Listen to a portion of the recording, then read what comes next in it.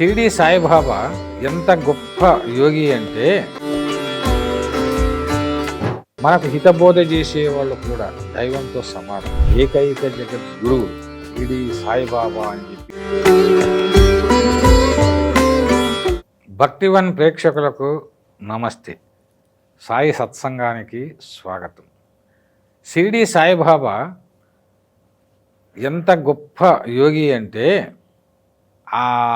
ఆయన షిరిడీకి వచ్చినప్పటి నుంచి 1918లో సమాధి చెందేంత వరకు నిరాడంబరంగా, నిరహంకారంగా, నిర్మోహంగా, కుల మతాలకు అతీతంగా అందరినీ ప్రేమిస్తూ ప్రేమతత్వంతో జీవించినటువంటి జగద్గురువు, ఏకైక జగద్గురువు కలియుగములో షిరిడి సాయిబాబా అని చెప్పేసి ఘంటాపథంగా చెప్పినటువంటి గురువులు ఎక్కిరాల భరద్వాజ మాస్టర్, శరత్ బాపూజీ గురువు గారు, అదేవిధంగా వివి నరసింహస్వామి, వేమూరి వెంకటేశ్వర్లు, పూలమ్మ, మాతా కృష్ణప్రియ, బాపట్ల హనుమంతరావు, అనంతపురంలో ఈశ్వరయ్య స్వామి, ఇలా ఎందరో ఉన్నారు.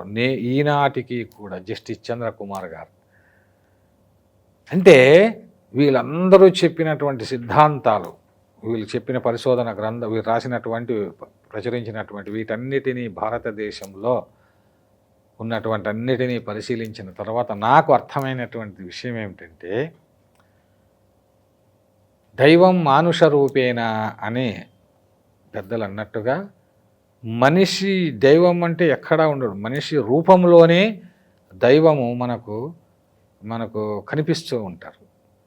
మనకు హితబోధ చేసేవాళ్ళు కూడా దైవంతో సమానం. మనకు మంచి మార్గం చెప్పేవాళ్ళు, మంచి మాటలు చెప్పేవాళ్ళు, మనలో ఉన్న అహంకారాన్ని తొలగించేటువంటి వాళ్ళు, అదేవిధంగా మనలో ఉన్న కుల మత జాడ్యాలను తొలగించేటువంటి వాళ్ళు కూడా మనకు గురువులే. అలాంటి సద్గురువుల్లో ఏ మతానికి చెందినటువంటి, ఏ కులానికి చెందినటువంటి, ఏ ప్రాంతానికి చెందినటువంటి వాళ్ళు చాలామంది ఉన్నారు యోగులు మన భారతదేశంలో. అటువంటి యోగులలో యోగి సమ్రాట్ షిరిడి సాయిబాబా అని నేను చెప్పడం కాదు. 72 మంది కలియుగములో గురువులు ఉంటే వారిని 5 మంది గురువులు పర్యవేక్షిస్తుంటారు. ఆ 5 మంది గురువులలో గురు సామ్రాట్, యోగి సామ్రాట్, ఆధ్యాత్మిక సామ్రాట్ షిరిడి సాయిబాబా అని మెహర్ బాబా చెప్పారు. మెహర్ బాబా ఎవరు?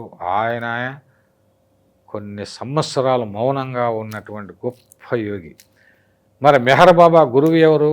ఉపాసనీ బాబా. ఉపాసనీ బాబా గురువు ఎవరు? షిరిడి సాయిబాబా. అందరు ఆకలి కొన్న వారికి అన్నం పెట్టేవాడు, గుడ్డలు లేని వారికి గుడ్డలు ఇచ్చేవాడు, నా దృష్టిలో గొప్పవాడు అన్నాడు షిరిడి సాయిబాబా. మళ్ళీ అలా ఆకలి కొన్న వారికి అన్నం ఎంతమంది పెడుతున్నారు? గుడ్డ లేని వారికి ఎంతమంది ఇస్తున్నారు? అందరి సొమ్ము నాకే కావాలంటాడు. లక్షల కోట్లు ధనమంతా నాకే కావాలంటాడు.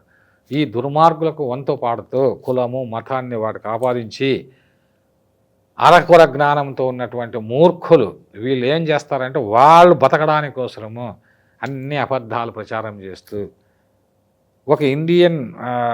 ఒక ట్రెడిషన్ అంటే ఇండియన్ ట్రెడిషన్ కావచ్చు, లేదా ఇండియన్ వాల్యూస్ కావచ్చు, ఇండియాలో ఉన్నటువంటి గురువుల గురించి కావచ్చు చెడు ప్రచారాలు చేస్తూ ఉంటారు. అది చాలా తప్పు.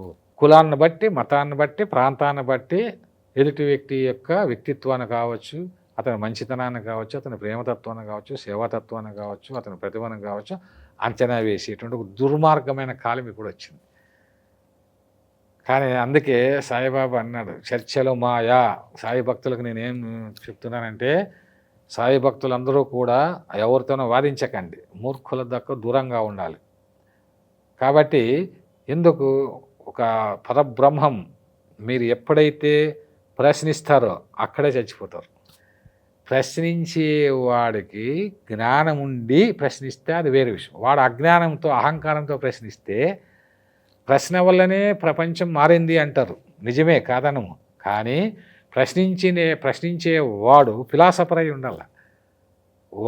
వాడికి సైన్స్ తెలిసి ఉండాలి, అక్కడ ఆధ్యాత్మికత తెలిసి ఉండాలి. అపార జ్ఞాన సంపన్నుడైనటువంటి వాడు ప్రశ్నిస్తే అటువంటి వాడే దానికి సమాధానం చెప్పాలా. అలా చర్చలు చేసుకుంటూ ఫైనల్ ట్రూత్ అనే find out the truth is called real philosophy అంటాడు. కాబట్టి ఆ ఇద్దరు ఫిలాసఫర్స్ కావాలి, అంతేగాని వాళ్ళలో అహంకారంతోనో స్వార్థ చింతనతోనో అలా ఉంటే ఎప్పుడు కాదు. అలా షిరిడి సాయిబాబా విషయంలో 9 మంది గురువులు నాకు తెలిసి, ఆ 9 మంది గురువులు చాలా అద్భుతమైనటువంటి పరిశోధనలు చేసి అనేక గ్రంథాలు రాసి అనేక షిరిడి సాయిబాబా దేవాలయాలను ఏర్పాటు చేసి కోట్లాది మందిని భక్తులకు వారు సన్మార్గాన్ని చూపి వెళ్ళారు.